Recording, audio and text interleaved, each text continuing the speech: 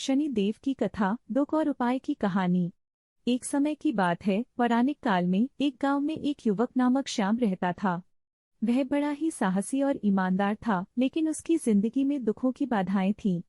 वह कई समस्याओं से जूझ रहा था और विशेष रूप से आर्थिक संकटों का सामना कर रहा था।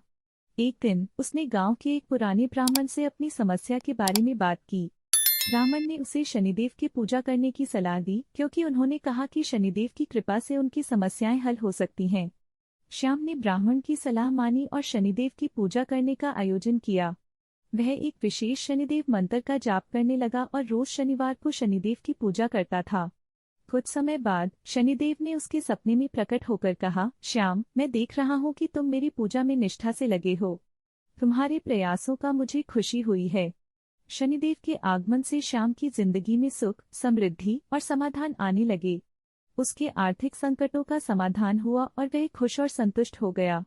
इस कथा से हमें ये सीखने को मिलता है कि शनिदेव की पूजा और उनके प्रति विश्वास रखने से हमारे जीवन में सुख, समृद्धि और समस्याओं का समाधान हो सकता है। यह कथा शनिदेव की महत्वपूर्ण भूमिका को दर्शाती है और भक्तों को धर्म और निष्ठा के महत्व को समझने में मदद करती है।